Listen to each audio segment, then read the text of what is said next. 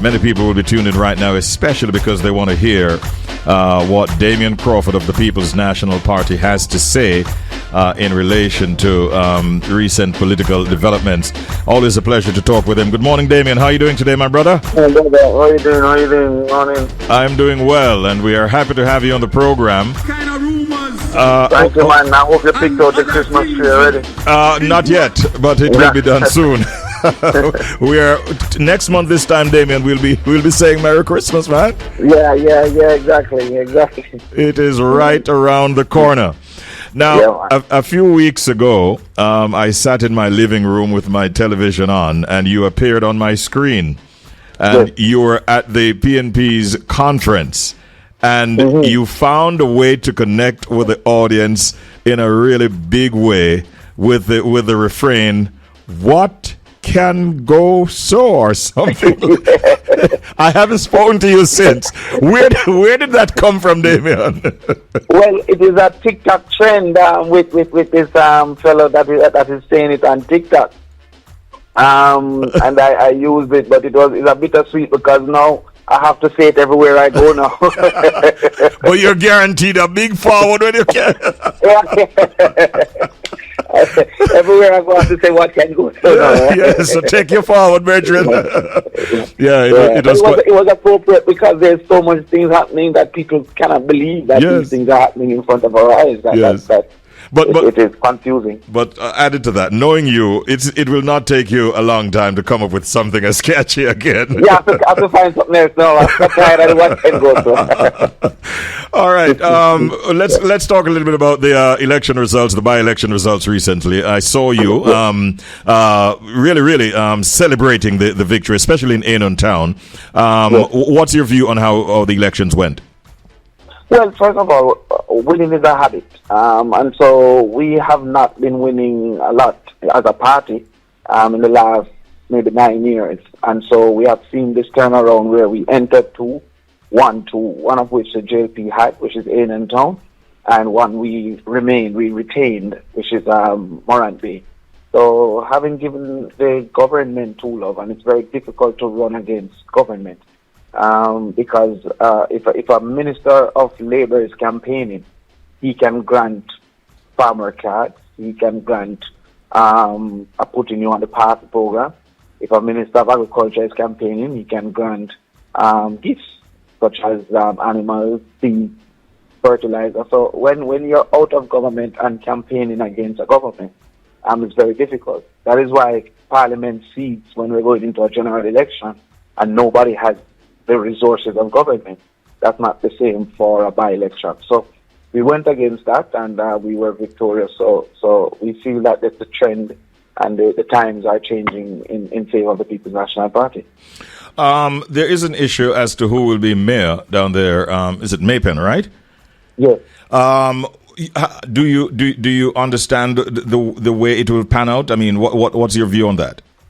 Okay, well, the norm, if this was the election and it ended 5-5, the tiebreaker, the penalty kick, would have been the person who got the popular vote, meaning the most total votes. So we have the most total votes. However, there is some conversation, and if this is normal, because there is already a mayor. And so it is to remove the mayor. When you have a general, what you call local government election, there is no sitting mayor. And so the question is, do we move a motion against the mayor? And if we move a motion against the mayor, it is unlikely you will win that motion because the vote will be tied 5-5. Or do the JLP accept the right thing to do based on the circumstances and agree that we share the mayorship with the person with the popular vote having the mayor and the other party having the deputy mayor, as is in Kingston and St. Andrew at this time. But I'm sure the party will be going to court because the mayor have awesome powers in decision making. So this the PNP would qualify based on the numbers of votes that you now have. Is that right? Yes. So it's 5-5 seats, and then we had the popular vote. Right. More total persons voted across the parish for the PNP than the JLP. So that is the deciding factor when there's a tie in the number of parish councils. If there's no tie, the one with the most councils win. So you would accept that it's possible for you to have the popular vote, but still not have the mayor because the others barely won and you won yours with big margin. So it can be 6-4 and you have the popular vote, but they still get the mayor having 6 and you have 4. Mm-hmm. I want to highlight one thing and get a reaction from you on it, because I think I saw you sort of pacifying a situation down there in Anon Town when it seems like there was some disagreement between the two parties and their supporters. It didn't escalate. It doesn't seem like it escalated, but it was a little frightening as an onlooker. How did that actually go? It was the last 30 minutes for poll to be closed. That is normally a very anxious time. And I must add, however, that Delano Seawright from the JLP, he was also present. He's just not as easily identified as me, because, I have the beautiful flowing locks and the ballet. But he was also there trying to hold his person, and I was holding mine. It really was that the last scraps for the final vote as we went for a person. And a JLP individual seemed to have been a relative of the individual and was asking the person not to vote. So I think that person's intent was to just make the time pass, delay entry until it's too late, and clearly that created some anxiety. I think the police acted a little early. There was no weapons. It was really fisticuffs, and he fired warning shots in the sky. Mm-hmm. I think that was a little early based on the fact that there was no weapons drawn at that time. But it ended, and we counseled both people. I took my person in the vehicle, took them off the property, and had a conversation, returned, and I saw Delano Seawright and Fly Green. They counseled their person, and then we had some drinks after 5. Okay, all right. So, as we said, all is well that ended well. Yes. Now, yes. But I remind the public that most of us who are active participants are actually friends. Mm-hmm. So therefore, the public has no need to do anything than compete for the minds and the souls of the voter. There's no physical and vengeance among most of us. Me and Matthew Samuda was on the phone exchanging pleasantries when the count was going on, laughing every time we were ahead and crying every time we were behind. So the public should recognize that the political activity is a debate for agreement, not a fight physically. I'm glad you put that forward. Thank you so much for that. Now, Damion, no doubt announcements at yesterday's Jamaica Labour Party conference would not have escaped your notice. I don't know if you watched it, but you maybe would have heard some of these announcements. I watched it. I watched it from start. I thought they were going to invite me as a guest speaker, but they didn't. You were days ago saying that there will be an atmosphere of grief because of the loss of Anon Town and the other division, but it didn't seem like your prediction came true. Well, sometimes at a night people still are laughing, It's really at the funeral that the tears come down. So, they would have naturally been disappointed. Their intent with calling the election on the Friday before their conference was to enhance the conference and the mood at the conference. The opposite result would have likely dampened the conference. But they put on a reasonable show. The people there who are party enthusiasts. Remember, a party will get 300,000, 400,000 votes. So the 20,000 people willing to go to conference are the real political activists, are the party enthusiasts. And they came out and put on a reasonable show yesterday, I would say, yes. As a politician, what do you look at? Do you look at the content in terms of what is delivered from the podium, or you look at the size of the crowds? And how do you compare both conferences from that perspective? Not the size. As the political opponent, you focus on the energy within the audience, because any one of us can feel the national arena. As I said, 20,000 people is not difficult, especially with persons willing to accept contribution of kind to attend. So you can feel it, but you look at the energy of the audience, how happy are they to be there? Because those are the people that are going to become disciples of the party. And if you have strong disciples, you are going to be very competitive. So the average constituency has about 1,000 workers. So like use my constituency, I have 140 polling divisions. And then of that, I have like 8 workers per division. So I have about 1,000 workers.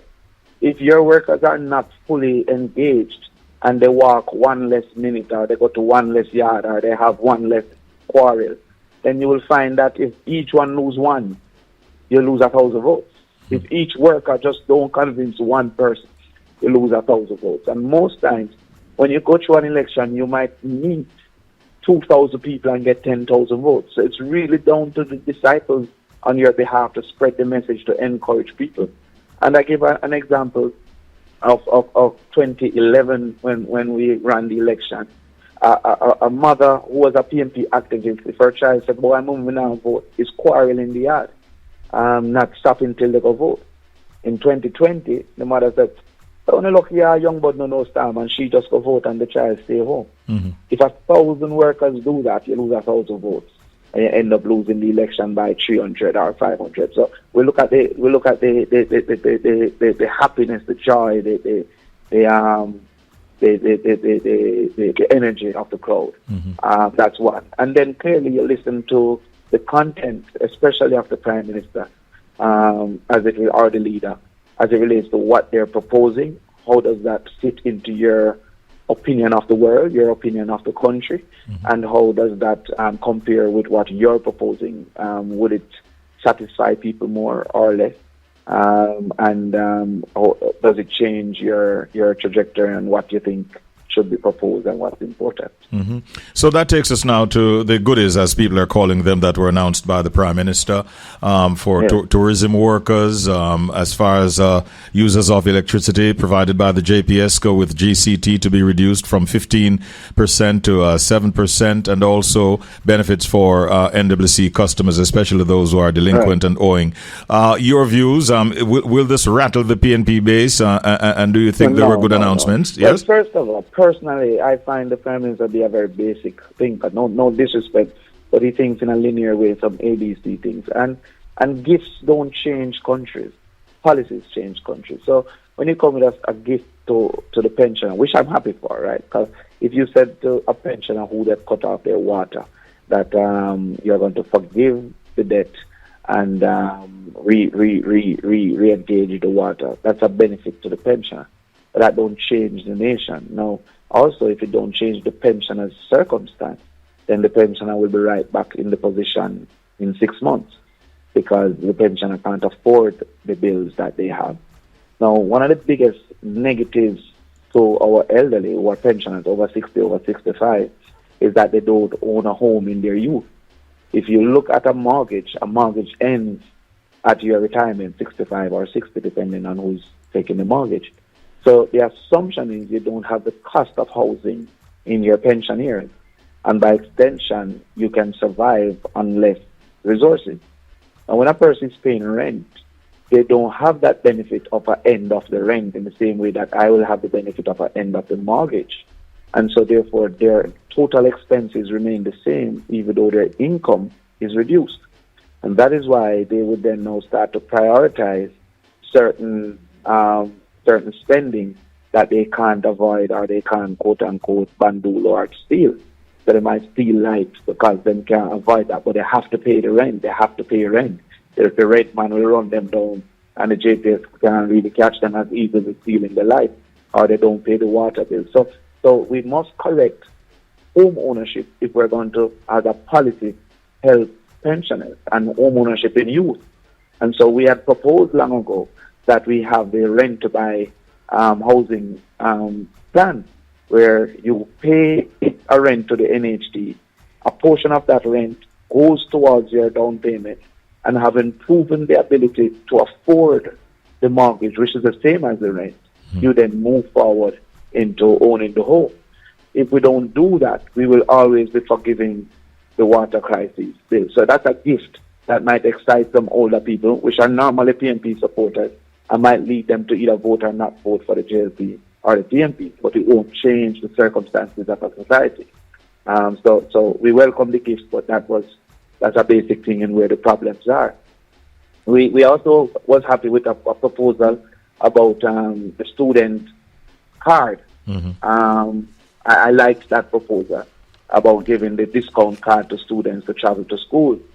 because absenteeism is a major problem. Truancy. And cost of travel to school, especially because schools are so far at the secondary level. I don't know if you know, my brother, but we have about 890 primary schools and 155 secondary schools. So proximity to communities was a consideration for the primary schools because that is a constitutional right. Jamaica's constitutional right ends with a primary education, unfortunately. But there was no real consideration for proximity for the secondary schools. And so you have children paying $2,000 a day for travel, $1,500 a day for travel. And a strategy to make that easier is a good proposal, and they made that proposal.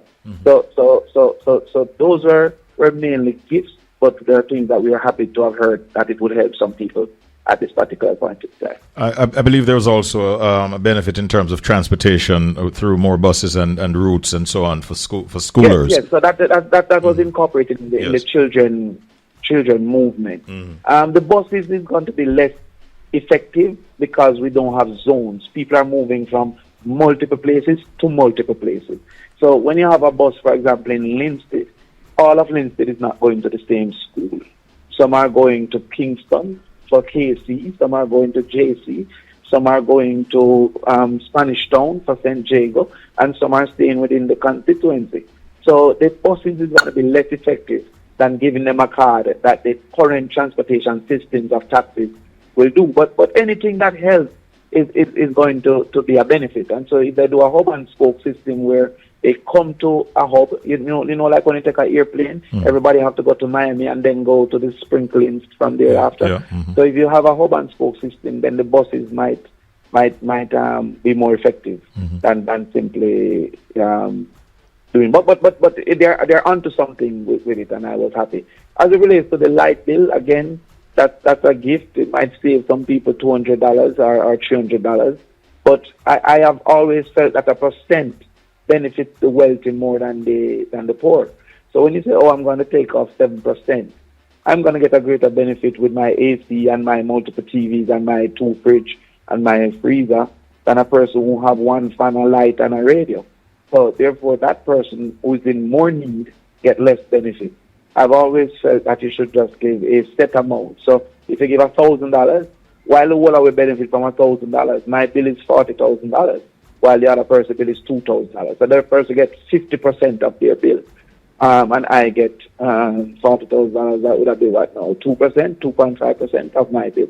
However, the percentage gives the more wealthy a higher subsidy than the poorest. So that strategy is not one that I personally agree with. And that is why we had proposed to give $2,000 to the light bill for each household.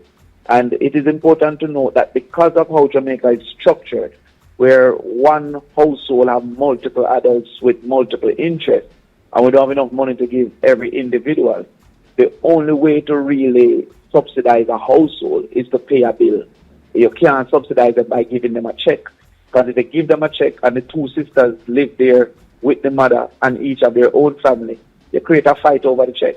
So you subsidize the light bill or you subsidize the water rate. So we had seen that from 2020. We made the proposal. It was laughed at that time. They implemented it recently, but now they have come with a percentage. And I think that the percentage approach is the wrong approach. It should just be a set amount. But the $200 won't change the circumstances of many individuals. You know, so if I should summarize what I thought, yes, I thought that the proposals would change your day, but it won't change your life. Okay. Let me ask you, as a party, would the PNP have a difficulty in balancing your role as opposition party with the need to support policies that benefit the vulnerable members of the society? No, not at all. Most times the disagreements that occur is based on actual belief, because there are three stages of an idea that we must all agree on, and sometimes we disagree on one stage. So, for example, the objective. The Prime Minister came and repeated something I said at the conference, that absenteeism is a problem, that we have 22% absenteeism in the urban areas and up to 38% absenteeism in the rural areas. And because education is what we call cumulative, we assume that you learned yesterday, so we're teaching today for in addition to what you learned yesterday. So when I'm teaching mathematics, I would teach you factorization on Tuesday, and then I teach you quadratic equation on Thursday. It is dependent on your knowledge of factorization. If you're absent on Tuesday, then Thursday doesn't make sense because you don't know factorization, and then you're coming to Thursday and you just don't know nothing. You're fed up and say you're done. Mm-hmm. So he spoke to absenteeism. So on the objective, the two of us agreed. He then said on the strategy, he was going to do the bus system. So on the strategy, I don't really agree totally because I believe boarding is a much more effective way for many of our children than the bus system. However, I can go with the bus system as well. So therefore, we are agree on the strategy. We might disagree now on the tactics because his tactics, as is suggested, I don't believe is going to be functional. Because when you have the taxi just swipe the card, there'll be a whole heap of bandoolies and people are going to swipe the card and take the money and say the child traveled. So you must have a system now where the teacher now will have to have a thing that approves that the child came to school. So sometimes the disagreement is on one of the three things that exist and not necessarily the objective. Oh, we need to fix roads. All right, yeah, we all agree. Then he said, oh, but we're going to fix highways. And I'm going to say, no, fix the interior roads. So that is a disagreement. It's not the roads that is a disagreement. It is how, where, how much. That sometimes is a disagreement. So the opposition should always be willing. On 60, 70, 80% of the things, we'll find agreement. But that final 30% is normally where you have a need for a different group, approach. A different party, because we disagree on those issues. All right, and the opposition, no doubt, will be holding the government account to whatever of these are implemented. They didn't speak on crime. They didn't speak on roads, and people, Jamaicans, underestimate the value of a road network because we think it's comfort.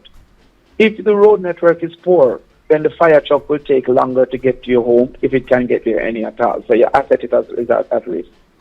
If the road network is poor, then the ambulance can't come if, God forbid, you have a stroke. So therefore, it takes 3 hours more to get to a place like Anon Town, coming from Spalding or coming from Maypen, where the hospital is.